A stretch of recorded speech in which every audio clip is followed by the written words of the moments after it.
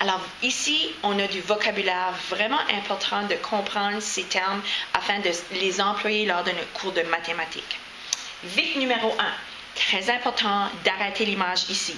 Fige l'image. À chaque fois que tu vas voir VIC, ceci veut dire que moi, je veux que tu le copies sur une feuille lignée et que le lendemain ou au prochain cours de maths, on va en discuter. Alors, vraiment important de comprendre ce concept. VIC. 1. Tout nombre entier naturel, positif ou négatif, incluant le zéro.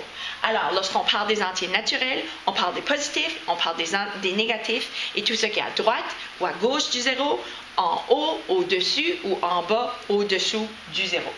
Alors, les positifs, on peut les reconnaître avec la couleur rouge. Dans notre livre de maths, c'est la couleur qui représente la chaleur. Alors, il fait chaud, on a des positifs. Le froid, c'est pas le meilleur des bleus, mais le froid est représenté à l'aide du bleu. Les négatifs, alors, sont bleus. On représente ceci au-dessous ou en bas, et c'est toujours par rapport au zéro. VIC 1. VIC 2. Alors, VIC numéro 2. Deux nombres entiers situés à la même distance du zéro sont des entiers opposés. Alors, on a discuté en salle de classe que lorsqu'on a un positif 1 et un négatif 1, si on les met en paire, ce sont des opposés. Alors ici, on a négatif 4 et plus 4, eux sont des opposés. On a négatif ou moins 2 et positif 2, ce sont des opposés.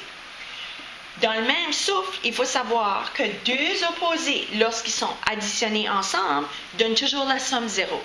Alors, VIC numéro 3, la somme de deux entiers opposés est toujours 0.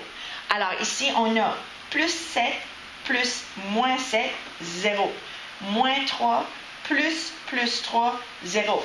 Alors mon entier, peu importe s'il est 1127 et je l'additionne à moins 1127, la somme égale toujours 0. VIC 1, 2, 3.